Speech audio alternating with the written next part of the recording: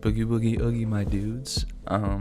I've been sitting on YouTube for a little while now, and I was kind of sat here thinking about epic rap battles of history. Now, epic rap battles of history is something that I've been hip to for a pretty long time. The last YouTube channel that I can trace back to myself, the oldest one, is November 11th, 2013. I've been aware of the YouTube platform for a really long time, and around 2013, I believe, is when Nice Peter started posting his epic rap battles of history on his channel with Lloyd 9 years ago. So, you know, it's a little bit earlier than that, but I've been watching it since 9 years ago pretty easily. I remember vividly coming across the episode with Zach Sherwin. God, who did he play? Was it Einstein and Stephen Hawking? I remember coming across that. The whole grind, the whole rest of the way, I've been following them since about then, and that's going back to a very young time in my life too. Like, I remember in middle school sharing the Mr. T battle at my like middle school lunch table.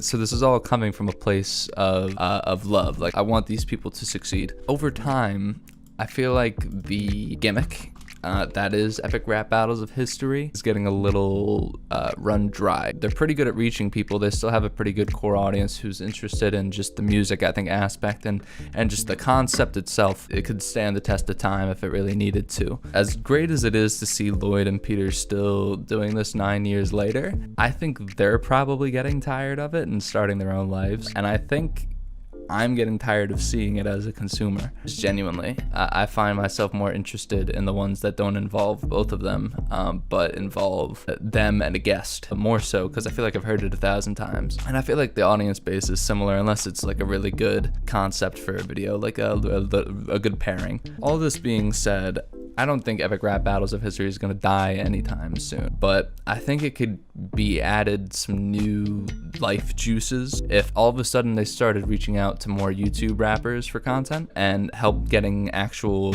rap writers in the room for content. It would also give a platform to people on YouTube who currently don't feel like they have a source, because like Double XL shits on YouTube rappers. They just bring them in for pitches, they get all the buzz, and then don't pick them. There's not really a platform on YouTube set to put people onto new artists, and epic rap battles of history could allow people such as Screw, who's basically been begging for it all year and deserves it at this point. He's reacted to so many fucking things. Just give the dude a shot at this point. And I think he talks to Lloyd, if I'm not mistaken. Should happen if and when the pandemic is over. I would love to see like Samad Savage, like 6 Seconds, like Quadeca, people who are of a certain status on YouTube, but they could also carry the basis of being a regular artist. You know, Quadeca could be a regular artist that came from YouTube. Screw can be a regular artist that came from YouTube. Like, if you're gonna get certain YouTube rappers, and I think that's the criteria that you have to make, because you have a product that can get 12 million eyes on a person pretty easily, 7 to 10 million people onto a person. And also, using all these different people would allow you to tackle different people in history. The more utilized you use the same people, if you want to keep using the same people, or if you wanted to use different people, I think you could pretty easily, again, rotate people in and out that are on this grind on YouTube and start finding artists and giving spotlights to artists that are in the spots that you could just be doing instead. I feel like in the past, they've reached out to just YouTubers. I know they did like Lily Singh. I know they've done like Grace Helbig, like the old school YouTubers, because they're old school YouTubers. I think it'd be cool now if they leaned in the music aspect of it and started getting some actual good writers in there.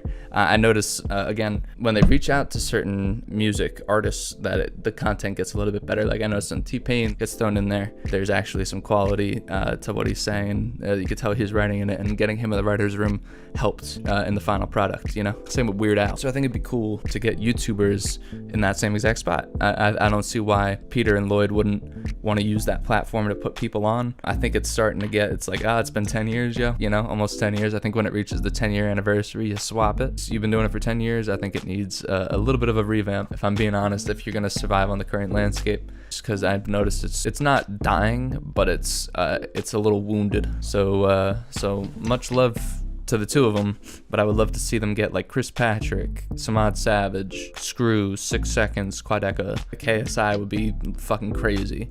Just YouTubers that you wouldn't expect to actually participate in it, because I think they stopped reaching out for whatever reason, and I think now that they're independent they can do so, but I don't know what label connections they had before, because whatever label connections, I think that they were just probably too harsh on getting them certain things, or allowing certain people in the content, you know? Who knows, other than them? I just want this content to be an ability to put YouTube rappers in a spotlight, because it doesn't seem like there's one on YouTube right now, and there should be. And ERB could be that. That'd be very cool.